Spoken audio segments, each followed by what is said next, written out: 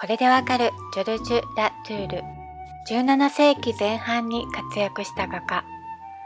闇と溶け合うような優しい光のコントラストを描いた作品を多く手掛けました。こちらの作品をご覧ください。大工ヨセフ。こちらの子供がイエス・キリストで、こちらが義父のヨセフ。お父さんの仕事を息子が見ているところです。でも、だいぶ年が離れていて、親子というより祖父と孫のようですね。これは教会が意図的にイエスの母マリアとの関係を伏せているのではないかという見方があります。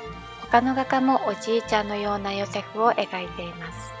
聖母マリアは天使からいきなり神の子を宿っていると言われイエスを産んだので、もともと婚約者だったヨセフは育ての父となります。マリアが聖母として崇拝されるために処女のまま神の子を身ごもったということが重要視されます。ヨセフが若々しかったらマリアの処女性が感じられないからですかね。二人は夫婦っぽく描かれず、ヨセフはおじいちゃんのような姿で描かれてしまいます。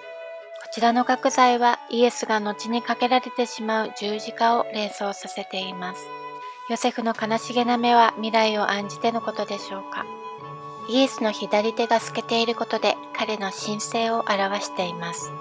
通常はこのように光の当たっている部分だけが明るくなります。炎の優しい光が2人を温かく包んでいて、愛情が感じられるような作品ですね。さて、どんな画家だったのでしょう。ラトゥールの生涯を覗いてみましょう。1593年、ルレーヌ公国の小さな町、ピップシュルセイユにパン屋の息子として生まれる。今はフランスになっている場所ですね。1617年、妻の故郷である近郊のリュネビルに移住する。1620年頃、弟子がいることが分かっているので、この頃には画家としての地位を確立しているようです。また、妻が貴族だったので、ロレーヌ公アンリ2世に嘆願し、免税特権を獲得しています。1639年、パリに出て国王ルイ13世から国王付き画家の称号を得ます。ルイ13世はラトゥールの絵画をとても気に入り、寝室の壁をすべてラトゥールの作品で埋めたとか。そんな画家として安泰な日々を過ごしたのに、300年余り世の中から忘れられていて、40点ぐらいしか残っていないとか。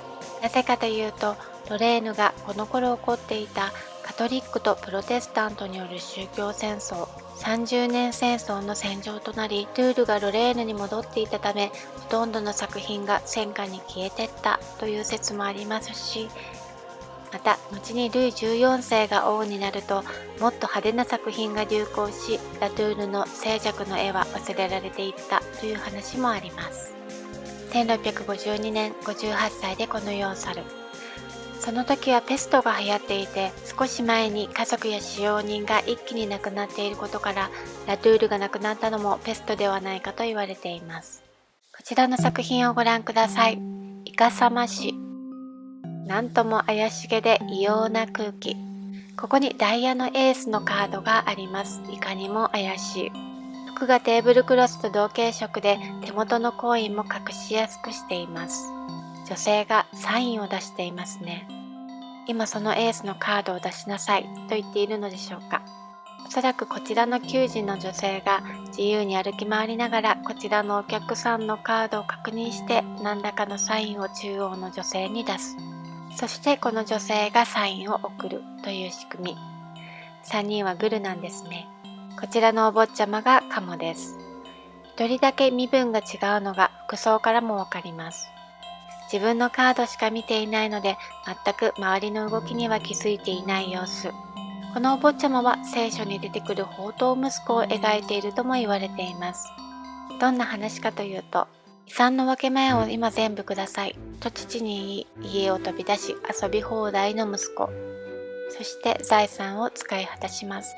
家に帰るしかなくなった息子は父に使用人の一人として使ってくださいというつもりだったのが、父は死んだ息子が帰ってきたと喜び抱きしめるというお話。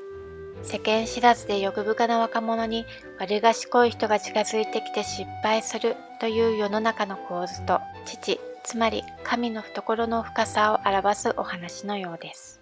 イタリアのバロック期の巨匠カラパッチョがイカサマ詩を書いていて、これに影響を受けていると言われています。こちらより登場人物が増えていますね。同じように人物が増えている作品があります。女占い師。まずこちらがラトゥールの作品。おばあさんがコインを使って占っている間に、周りにいる女性がいろいろ盗もうとしています。カラバッチョのはこちら。占いながら指輪を抜き取ろうとしています。こっちの方がスリの技術的には難しそうですね。こちらの2つの絵をご覧ください。両方とも聖書に出てくるマグダラのマリアを描いた作品。娼婦だったマリアはイエスに会い悔い改めた人とされ、よく絵画に出てきます。聖母マリアとは対照的なイメージのマリア。ただ彼女が本当に娼婦だったのかは謎が残ります。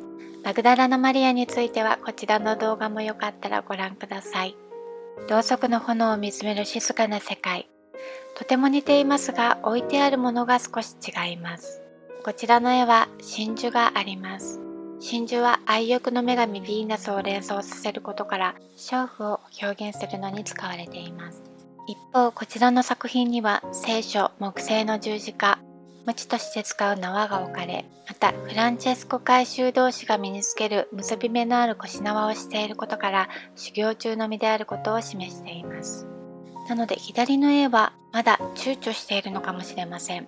鏡に映る2つの炎は2つの人生を表しているのでしょうか。するとこちらの絵は真珠もなければ炎も一つなので、改春した姿なのでしょうか。ただ涙は流れていません。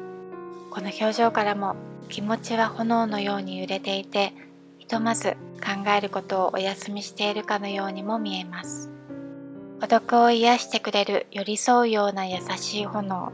目が離せなくなるのはマリアだけではなく、この絵を見ている私たちも同じかもしれません。